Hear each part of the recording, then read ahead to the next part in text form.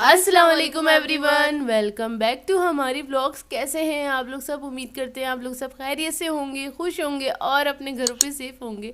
तो क्या चल रहा है भैया आप लोग की लाइफ में? इधर तो जैसे कि आप लोग देख रहे हैं बन रहा है ब्रेकफास्ट, और जो हमारे एग सैंडविचेस होते हैं वो बन रहे हैं। और अम्मी का दिल चाह रहा था सैंडविचेस खाने का। और ये मैं बता दूँ, ये है 1 जनवरी का व्लॉग, क्योंकि बीच में हम व्लॉग अपलोड नहीं कर सके, ना ही शूट कर सके, क्योंकि घर में सबकी तबीयत ख़राब थी बहुत ज़्यादा। मेरी, अपिया की और अम्मी की काफ़ी ज़्यादा तबीयत ख़राब थी। तो इस वजह से ना तो अपने अंदर ही लगे हुए थे, अपने आप को ही संभाल रहे थे। तो इसमें बिल्कुल भी हमें टाइम नहीं मिला कि हम व्लॉग बनाते या उसको अपलोड करते। तो ये तो चल रहा है जी वही नाश्ते वाला टाइम जो हमने रिकॉर्ड किया था, जो हमने 1 जनवरी को व्लॉग बनाया था, ये वो चल रहा है। तो इसीलिए हमने सोचा आज हम यही अपलोड कर देते हैं, क्योंकि और कुछ है नहीं हमारे पास अपलोड करने के लिए। तो खैर बस यहाँ पे अम्मी का दिल चाह रहा था। अम्मी थोड़ी तबीयत ख़राब है, उनको बीपी हाई हुआ है बहुत ज़्यादा, पता नहीं क्यों नॉर्मल हो ही नहीं रहा है। और इसके अलावा फ़ीवर भी है, और बस सर्दियाँ आती हैं तो ये वाली प्रॉब्लम्स तो ज़रूर आ जाती हैं। तो खैर बस यहाँ पे सैंडविचेस बना रहे हैं। और जो नए सब्सक्राइबर्स हैं उनको मैं बता दूँ, ये सैंडविचेस बहुत सिंपल से बनते हैं। और रेसिपी भी बता देती हूँ। जस्ट अंडों को बॉईल किया है, हार्ड बॉईल करके उसको श्रेड कर लिया, और उसके बाद उसके अंदर थोड़ा सा मेयोनीज ऐड किया है, बटर ऐड किया है, उसके अंदर काली मिर्ची, नमक, और उसको आप मिक्स कर लें अच्छी तरीके से। उसके बाद आप बस स्प्रेड करें स्लाइसेस पे और इन्जॉय करें। अगर चाहें तो इसके अंदर चिकन वगैरह भी ऐड कर सकते हैं, अगर आपको पसंद है तो। हम लोग कभी कभार ऐड करते हैं, कभी कभार कोई वेजिटेबल भी ऐड कर ही देते हैं, जैसे कि शिमला मिर्च, बंद गोभी वगैरह ना। तो बस ये हमारे सैंडविचेस रेडी हो गए थे। हम लोगों ने नाश्ते में सब ने यही खाए थे। और ये है दोपहर का टाइम। और जिन्होंने हमारा व्लॉग देखा होगा उनको पता ही होगा 31 का 31 का के 31, हाँ 31 का के न्यू ईयर का जो व्लॉग देखा होगा ना, तो उन्हें पता होगा कि हमारे घर में ना खाना बहुत ज़्यादा आ गया था और आधा खाना बच गया था। बच गया था। तो हमने दूसरे दिन उसी को न्यूट्रलाइज़ किया और उसी को खाया हम लोगों ने। क्योंकि अम्मी को मैंने मना, सबकी वैसे भी तबीयत भी ख़राब थी, और अम्मी को मैंने मना कर दिया था कि कुछ नहीं बनाइएगा, और ना ही मेरी हिम्मत थी कुछ बनाने की। तो हमने इसी को खाया, वेस्ट तो कर नहीं सकते थे। खैर तो ये बंस वगैरह हैं जो ब्रोस्ट वगैरह के साथ आते हैं, तो वो ये किसी ने गरम खाए है। नहीं थे। और नॉर्मली हमारे घर में ये कोई भी नहीं खाता है ये इसी तरह से यूज़ हो जाते हैं। तो बस इनको पहले तो मैंने ओवन में रखा था सबको गर्म करने के लिए। और पता नहीं क्या हुआ दोपहर के टाइम पे, मतलब क्योंकि जुम्मे का दिन था, तो गैस नहीं आ रही थी, लेकिन बहुत कम गैस आ रही थी, मतलब ओवन में गर्म नहीं हो सकता था। तो फिर मैंने क्या करा, इसको सबको निकाल के, क्योंकि आधा घंटा हो गया था रखे हुए। और इस तरह के रोल वगैरह जो बच जाते हैं ना, तो हम लोग उसको टिश्यू पेपर के अंदर ना, जो किचन के अंदर हम टिश्यू पेपर यूज़ करते हैं, उसके अंदर इसको रोल करते हैं और फिर रख देते हैं। उससे क्या होता है, जितना इसको ऑयल निकलना होता है ना, पराठे के अंदर जो ऑयल होता है वो सारा टिश्यू पेपर के अंदर आ जाता है, और ये क्रिस्पी हो जाते हैं, बहुत अच्छी तरीके से गर्म होते हैं। तो हम लोग इसी तरह से करते हैं। तो मैंने वैसे ही रखा था गर्म करने के लिए, तो खैर वो गर्म तो हुआ नहीं, फिर उसको तवे पे ही करना पड़ा।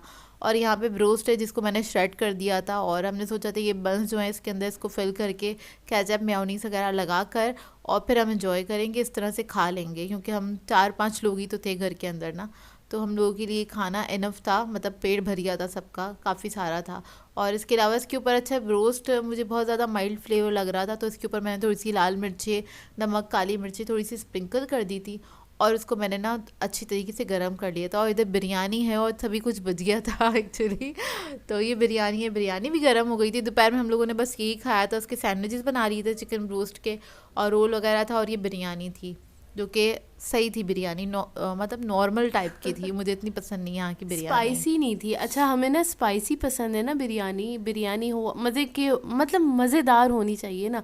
तो थोड़े हमारे हिसाब से फ्लेवर्स कम थे, तो इसलिए हमें ज़्यादा मज़े की लगी नहीं थी। हाँ, और 4-5 दिन से हमारे दिन ना ऐसे ही गुजर रहे हैं, मतलब रेस्ट करते हुए, कुछ काम किया कुछ काम नहीं किया, तो इसलिए हम लोग कुछ अपलोड भी नहीं कर पा रहे सही तरीके से। अच्छा, ये है शाम का टाइम। शाम में चाय वगैरह बनाई थी, और वो बिस्किट्स वगैरह रखे हुए ही थे जो मैं न्यू ईयर को लेकर आई थी, तो वही निकल गए थे शाम की चाय पे। और और वो वाला केक है हमारा। हाँ, वो जो केक बनाया हाँ था वो हाँ। भी था रखा हुआ, क्योंकि ज़ाहिर सी बात है इतना हैवी केक था वो, एकदम से तो आप ख़त्म कर ही नहीं सकते, वो थोड़ा थोड़ा करके ही ख़त्म हुआ है घर में। शुक्र है फाइनली हो गया घर के अंदर ख़त्म होना। और बस हम लोगों ने चाय के साथ ये केक रस और बिस्किट्स वगैरह एंजॉय किए थे। आप लोग बताइए, आप लोगों के दिन कैसे गुजर रहे हैं, क्या हो रहा और है? क्या हाल है सर्दियों का? आपकी तरफ क्या सर्दी, कैसी सर्दी पड़ रही है, और कौन कौन से एरिया से आप लोग देख रहे हैं या कौन कौन से सिटी से हमें देख रहे हैं, तो ज़रूर बताइएगा। और सर्दी का हाल भी बताइएगा कि कैसी गुजर रही है। हाँ, वैसे कराची की सर्दी थोड़ी सी गंदी टाइप की होती है, मतलब वो हड्डियों में घुसती है ना, तो उसकी वजह से आप नॉर्मल रह के काम नहीं कर सकते हैं। अगर आपका घर कितना ही पैक हो, हमारा घर काफ़ी पैक है, इतनी ज़्यादा हवा नहीं आती है, लेकिन उसके बावजूद आपकी बॉडी में पेन होना स्टार्ट हो जाता है सर्दी की वजह से। मेरे तो खैर सर में बहुत ज़्यादा दर्द होता है, इसके अलावा मतलब पाँवों में ना ऐसे ना ठंड घुस रही होती है, क्योंकि कराची की सर्दी होती है ऐसे। जो कराची वाले हैं वो एग्री करेंगे, बाकी जगहों की नहीं होती इस तरह की सर्दी। वो लोग एंजॉय कर सकते हैं, हम लोग ज़्यादा एंजॉय नहीं कर सकते हैं सर्दी को, क्योंकि ज़्यादा सर्दी भी हो जाए ना तो हम लोगों को ना सर्दी बहुत ज़्यादा जहमत सी लगने लग जाती है। बस नॉर्मल सी रहे सर्दी तो हम एंजॉय करते हैं।